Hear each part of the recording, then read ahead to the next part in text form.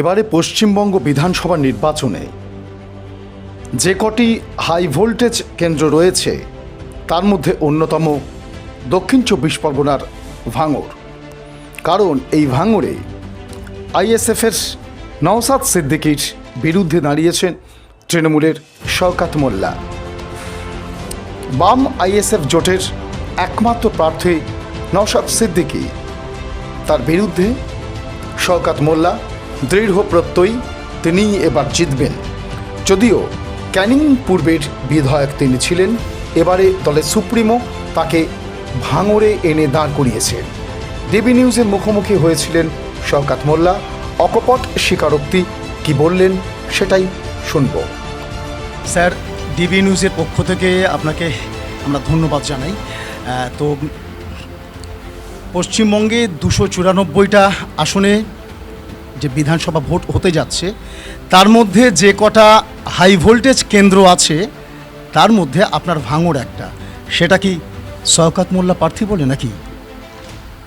দেখুন, ভাঙড় বরাবরই একটা ফেমাস এরিয়া এবং ভাঙড়ের খারাপটাকে অনেকে বেশি তুলে ধরে, ভাঙড়ের ভালোটা অনেকে তুলে ধরে না।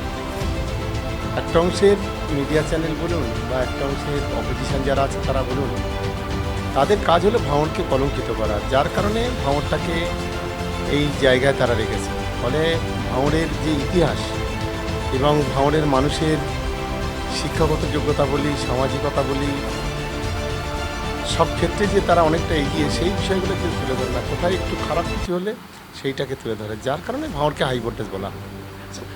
দীর্ঘদিন ক্যানিং পূর্বের বিধায়ক আপনি, তো এবার আপনি ভাঙড়ে, তার মানে কি আপনাদের দলের সুপ্রিমো এটা ভাবলেন যে শওকত মোল্লা সাহেবকে যেখানে ফেলে দেওয়া যাবে, যে মাঠে ফেলে দেওয়া যাবে, উনি খেলে বেরিয়ে আসবেন, নাকি আপনাকে একটা পরীক্ষা করতে হলো, একটা কঠিন জায়গায় আপনাকে নিয়ে আসলো? আপনি কোনটা মনে করছেন? এবং দল যেটা ভেবেছে সেটা তো আমরা মাথা পেতে নেই। আমরা একজন দলের অনুগত সৈনিক। আমার ভাঙড়ে না দিয়ে যদি সেই কলকাতায় দিত বা দার্জিলিংয়ে দিত, আমার তবু সেখানে আপনার কাছে সেটাই আশীর্বাদ? এটাই আশীর্বাদ। দল যেটা মনে করে, মমতা বন্দ্যোপাধ্যায়, অভিষেক বন্দ্যোপাধ্যায় যেটাই ভাববে, আমরা একজন দলের অনুগত সৈনিক হিসেবে সেই কাজটাই করি। 15 বছর, প্রায় 15 বছর এই সরকার, তৃণমূল সরকার, কি করার কথা ছিল, আপনারা কি করতে পারলেন? দেখুন, স্বাধীন ভারতে যতগুলি সরকার এসছে ভারতবর্ষে বা পশ্চিমবাংলায়, এটা আমি অন্যতম সরকার বলে আমি মনে করি। কারণ আমিও নিজে বামপন্থের সময় একসময় ছিলাম, হয়তো এত বড় লিডার ছিলাম না, ক্যাডার ছিলাম। তো মমতা বন্দ্যোপাধ্যায়ের নেতৃত্বে আজকে যে বাংলার উন্নয়ন, গরিব মানুষের মুখে হাসি ফোটানো, চোখের জল মোছানো যে উন্নয়ন, এটা স্বাধীন ভারতবর্ষে কোনো সরকার, কোনো অঙ্গরাজ্য করেনি, যেটা আজকে মমতা বন্দ্যোপাধ্যায় করছে। এবং যেভাবে আজকে জন্ম থেকে মৃত্যু পর্যন্ত মানুষের পরিষেবা, যেভাবে রাস্তাঘাট, যেভাবে গরিব মানুষের ঘর, যেভাবে লক্ষ্মীর ভাণ্ডার, মহিলা, কৃষক, শ্রমিক প্রত্যেকের ভাতা চালু করা, এটা একটা অভিনব উদ্যোগ। আমি মনে করি যে যতই বিজেপি যত চক্রান্ত করুক, ষড়যন্ত্র করুক, আবার পশ্চিমবাংলায় চতুর্থবারের জন্য মমতা বন্দ্যোপাধ্যায় সরকার তৈরি হবে, তৃণমূল কংগ্রেসের সরকার তৈরি। আমি বিজেপি প্রসঙ্গটা পরে আসছি। এর আগের সরকার 11,27,000 একর জমি, খাস জমি উদ্ধার করে ভূমিহীন প্রজাদের মধ্যে দিয়েছিলেন, যার মধ্যে 18% হচ্ছে সংখ্যালঘু মানুষ। এই সরকার কি করলো? দেখুন, এই সরকার সংখ্যালঘুদের জন্য যেটা করেছে, কোনো সরকার সেটা করেনি। আজ মমতা বন্দ্যোপাধ্যায়, অভিষেক বন্দ্যোপাধ্যায় আছে বলে আজ সংখ্যালঘুরা মাথা উঁচু করে কথা বলতে পারছে। আজকে মমতা বন্দ্যোপাধ্যায় সরকার আছে বলে আজকের বিগত দিনে আপনি দেখুন যে কজন মুসলিম ছেলে আইএস আইপিএস হতো, ডব্লিউবিসিএস হতো, আর বর্তমানে কজন ছেলে আইএস আইপিএস ডব্লিউবিসিএস হচ্ছে। এই সরকার আছে বলে আজকে ডব্লিউবিসিএসের মতো ট্রেনিং সেন্টার, কোচিং সেন্টার চলছে, যেটা বাম জামানা ছিল না। আজকের মামাটি মানুষের সরকার মমতা বন্দ্যোপাধ্যায় আছে বলে আজকের বাংলার সংখ্যালঘুদের ঢালাও উন্নয়ন। আমি কোনটা কথা বলবো, আপনি যদি ধরেন মুসলমান মানুষ হজে যাবে, হজ টাওয়ার একটার পর একটা, মুসলমানদের ছেলে মেয়েদের উচ্চশিক্ষায় শিক্ষিত করার জন্য আজকের আলিয়া বিশ্ববিদ্যালয়ের শাখা নিউ টাউনের মতো জায়গায় খোলা হলো। আজকের মুসলমানদের জন্য কবরস্থানের জন্য কোটি কোটি টাকা, মুসলমানদের ঈদগার জন্য কোটি কোটি টাকা, মুসলমান ছেলে মেয়েদের জন্য ঐক্যশ্রী প্রকল্প, মুসলমানদের বিভিন্ন যে সমস্ত মাজার শরীফ আছে সেখানে ট্রাস্ট বানানো আজকের মমতা বন্দ্যোপাধ্যায় সরকার করেছে। তাহলে আজকে যারা মমতা বন্দ্যোপাধ্যায়কে যারা উৎসাহ করে অপপ্রচার করে, বিশেষ করে মুসলিম সংখ্যালঘু মানুষ দু একজন আছে যারা বলে মমতা বন্দ্যোপাধ্যায় শুধু হিন্দুদের তোষণ করছে, তাদের মতো অসভ্য মূর্খ আর কেউ নেই। ধরুন এই সামনে বিধানসভায় আবারও এই সরকার আসলো, আপনাদের প্রথম প্রায়োরিটি কী থাকবে, কী নিয়ে আপনারা করবেন? দেখুন, আমাদের সরকার মানুষের কাছে পাশে থাকা আমাদের সবচাইতে বড় কাজ, আর দরিদ্রতাটা তুলে নিয়ে আসা আমাদের সবচাইতে বড় কাজ, যেটা আমাদের সরকার করেছে। সীমার নিচে বাস করছেন, তার দারিদ্র্য সীমার উপরে নিয়ে আসা। দেখুন, আমরা এই সরকার ক্ষমতা আসার পর 40% গরিব মানুষ আজকে দারিদ্র্য সীমার বাইরে চলে এসেছে। এই রিপোর্টটা আমাদের নয়, এটা সেন্ট্রাল গভর্নমেন্টের রিপোর্ট, বিজেপি সরকারের রিপোর্ট। আজকের ন্যাশনাল এনসিআরবি যেটা ন্যাশনাল ক্রাইম ব্যুরোর যে রিপোর্ট, সেই রিপোর্টে বলছে সেভেন্থ সিটি হচ্ছে কলকাতা। এটা আমাদের কাছে গর্ব। আজকের কেন্দ্রে বিজেপি সরকার, সেখানে আজকে কৃষিতে আমরা প্রায় 1 নম্বরের কাছাকাছি, শিক্ষাতে আমরা কৃষিতে এর আগের আমলেও 1 নম্বরে ছিল, মৎস্যতে 1 নম্বরে ছিল, কিন্তু মানুষ সেইভাবে পরিষেবা পায়নি। বর্তমানে সরকার মানুষের যে ঢালাও যে পরিষেবা যেটা দিচ্ছে, এটা বিগত দিনে ছিল না। আমি কথাটা এই কারণে বললাম, আমি পঞ্চায়েত সমিতির সভাপতি ছিলাম সিপিএমের সময়। আমি সিপিএম পার্টির পঞ্চায়েত সমিতির সভাপতি ছিলাম 2008 থেকে 2016, তার মধ্যে 3 বছর ছিল বামফ্রন্টের সময়। সিপিএমের জামানায় একটা করে পার্টি টিম করে দিয়ে সব জনপ্রতিনিধিদের ঘাড়ের উপর একটা করে বোঝা বসিয়ে দিত। কোনো দিন কারোর ইচ্ছা থাকলে কোনো সভাপতি কোনো প্রধান কাজ করতে পারে, মানে গণতন্ত্রটাই ছিল না। আমি তো বললাম একজন সেখানে কোনো কাজ করার কোনো সুযোগ ছিল না। কিন্তু মমতা বন্দ্যোপাধ্যায় সরকার মানুষকে কাজ করার অধিকার দিয়েছে, জনপ্রতিনিধিদের কাজ করার অধিকার দিয়েছে, যেটা একটা হিস্টোরি বলে আমি মনে করি, যেটা কোনো সরকার করেনি। পশ্চিমবঙ্গে পঞ্চায়েত ব্যবস্থা আগেই ছিল, কিন্তু ত্রিস্তরীয় পঞ্চায়েত ব্যবস্থা সেটা আগে সরকার করেছে, কিন্তু আপনারা সেটাকে আরও প্রসারিত করলেন। দেখুন, 2012-তে মমতা বন্দ্যোপাধ্যায় প্রথম বিধানসভাতে তিনি বলেছিলেন যে বাংলাকে যদি এগিয়ে নিয়ে যেতে হয় নারী পুরুষের সমান অধিকার দিতে হবে। সেদিন অনেকে টিপ্পনি কেটেছিল যে নারী পুরুষের আবার সমান অধিকার কী দেবে, কিন্তু মমতা বন্দ্যোপাধ্যায় তার বুদ্ধিমত্তার পরিচয় দিলেন। তিনি তিস্তর পঞ্চায়েতি ব্যবস্থায় 50% পুরুষ এবং 50% মহিলা তাদেরকে সংরক্ষিত করলেন। ফলে আজকে মমতা বন্দ্যোপাধ্যায়ের নেতৃত্বে প্রতিটি কাজ, প্রতিটি স্কিম, প্রতিটি কর্মসূচি আজ কিন্তু 15 বছর সাকসেসফুল হয়েছে। আর আগামী 5 বছর যতই বিজেপি ইলেকট্রনিক্স মিডিয়া ব্যবহার করুক, প্রিন্ট মিডিয়া ব্যবহার করুক, যত ধর্মের হাওয়া দিক, চতুর্থবারের জন্য আবার কিন্তু সেই হাওয়াই চটি নবান্নে যাবে, শুধুমাত্র সময়ের অপেক্ষা। আমি একবার শেষ প্রশ্ন করব স্যার, একদম নামটা ধরেই বলছি, এখন আমি অন্যরকম না, রত্না দেবনাথ বিজেপিতে অংশগ্রহণ যোগদান করেছেন। যে কেউ যে কোনো রাজনৈতিক দলে যেতে পারে, সেটা তার গণতান্ত্রিক একটা অধিকার, কিন্তু যোগদান করে তিনি বলছেন যে বিচার পেতে গেলে ক্ষমতাশীলের সঙ্গে থাকতে হয়। তাহলে কি স্যার এটা সত্যিই কি? তাহলে যে মানুষটার পয়সা নেই, যে খুব দুর্বল, সে বিচার পাবে না? এটা ক্ষেত্রে আপনার অভিমত কি? দেখুন, একটা বিষয় বলি, আসলে কারা কি বলছে আমি জানি না। আমাদের দল, আমাদের পার্টি নেতাতে বিশ্বাসী নয়, আমাদের পার্টি কর্মীদের প্রতি বিশ্বাসী। আজকে কর্মীরা, নেতারা নিজের স্বার্থে অনেক কথা বলে, কর্মীরা কিন্তু দলের স্বার্থে অনেক কথা বলে, দলের স্বার্থে তারা কাজ করে। মানে নেতার চেয়ে কর্মীদের গুরুত্ব আপনার কাছে বেশি? অনেক বেশি। এটা দিদি আমাদের শিখিয়েছেন। আজকের আমার সামনে আমার এই চালতাবেড়িয়ার কর্মীরা বসে আছে। নির্বাচনী লড়াই, আন্দোলন, সংগ্রাম, একটা মিটিং করতে গেলে মানুষের বাড়ি যাওয়া আমাদের কর্মীরাই করে, একটা গাড়ি ভর্তি গেলে কর্মীরাই করে, তাদের বাড়িতে গিয়ে ইনভাইট করতে গেলে আমাদের কর্মীরা করে, কিন্তু আমরা নেতারা সাদা জামা গায়ে দিয়ে গিয়ে স্টেজে বসে থাকি। আমি মনে করি সেই কারণে আমার মনে হয় কর্মীদের গুরুত্বটা নেতাদের চাইতে বেশি।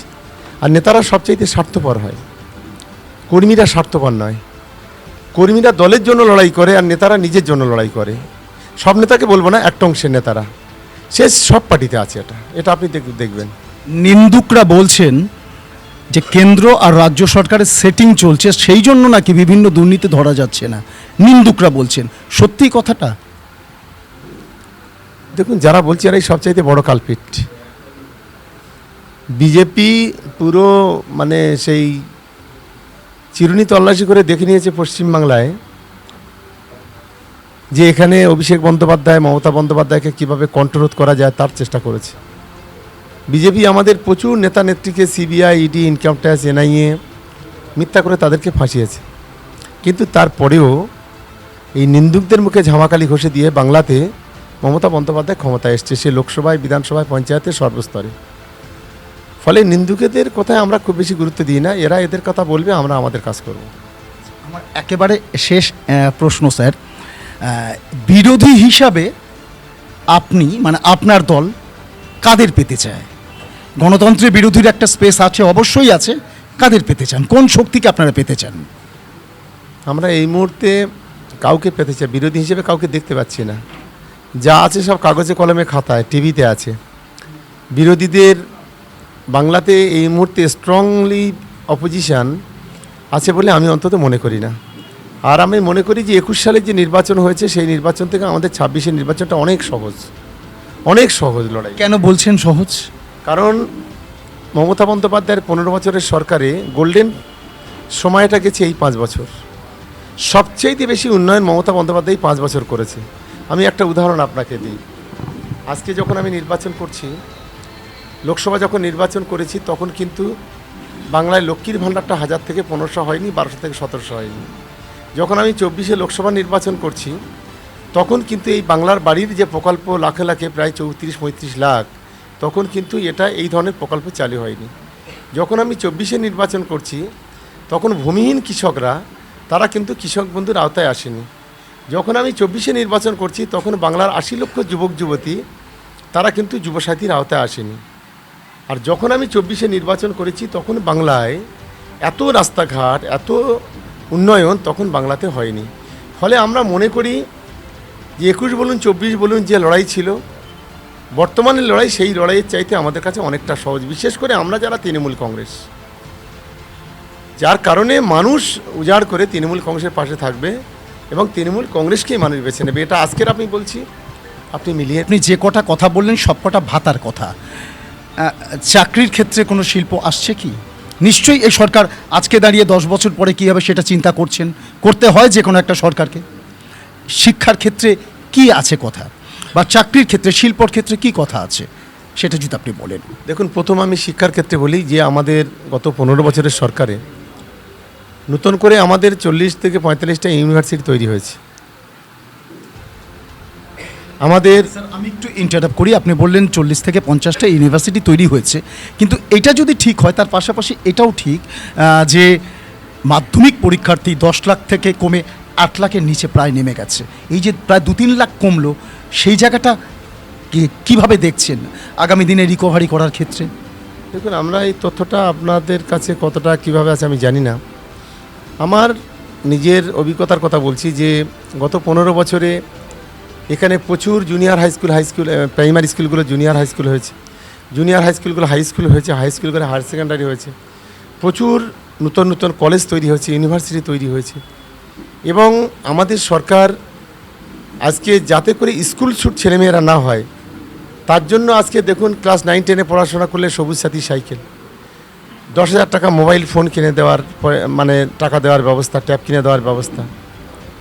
আমাদের সরকার উচ্চশিক্ষায় শিক্ষিত হওয়ার জন্য স্টুডেন্ট ক্রেডিট কার্ড। আমাদের সরকার আজকে ইনফ্রাস্ট্রাকচার, এডুকেশনাল ইনফ্রাস্ট্রাকচার ডেভেলপমেন্ট যেটা আমরা বলি, যে শিক্ষার পরিকাঠামোগত যে উন্নয়ন সেটা অনেকটা হয়েছে। আজকে স্কুলে গেলে মিড ডে মিল, স্কুলে গেলে জামা কিনে দেওয়া, স্কুলে গেলে জুতো কিনে দেওয়া, স্কুলে গেলে বই কিনে দেওয়া, স্কুলে গেলে স্টাইপেন্ড, স্কলারশিপ, বিভিন্ন ধরনের ভাতা আজ আমাদের সরকার দিচ্ছে। ফলে আমাদের যারা বিরোধী আছে তারা তো অনেক কথা বলবে। এবং এই সরকার আসার পরে আপনি বামফ্রন্টের 34 বছর হিসেব করুন কত চাকরি পেয়েছে, আর এই সরকারের 10 বছরে কত চাকরি পেয়েছে, 15 বছরে কত চাকরি পেয়েছে, আপনি এটা হিসাব করুন। সেই তথ্যটা আমাকে বলুন, তাহলে আমি আপনার কথা স্বীকার করে নেব। আমি মনে করি যে আজকে মমতা বন্দ্যোপাধ্যায়ের সরকার এই যে দারিদ্র সীমা থেকে নিয়ে আসার একটাই কারণ যে সরকারি পরিষেবাগুলো অনেকটা বেশি পৌঁছেছে। চাকরি বাকরির ক্ষেত্রে প্রান্তিক মানুষের কাছে পৌঁছে যাচ্ছে সরকারি পরিষেবা। দেখুন, একটা বাড়িতে 5 জন থাকলে 5 জনই তারা যে কোনো পরিষেবা পায়। হয় কেউ লক্ষ্মীর ভাণ্ডার পায়, নয় কেউ কন্যাশ্রী পায়, নাই কেউ রূপশ্রী পায়, নাই কেউ বার্ধক্য ভাতা পায়, নাই কেউ বিধবা ভাতা পায়, নাই কেউ যুবসাথী পায়, নাই কেউ কৃষক বন্ধু পায়, নাই কেউ স্বাস্থ্যসাথী পায়। কোনো না কোনো সুযোগ সুবিধা প্রত্যেকটা ফ্যামিলিতে আছে। ফলে এই সরকারকে ফেলে দেওয়া, এই সরকারকে পিছিয়ে দেওয়া, এটা সেই সময়টা এখন অনেক দূর। বিজেপিকে তপস্যা করতে হবে। এখানে অমিত শাহ বলেছে আগামী 15 দিন তিনি এখানে থাকবেন।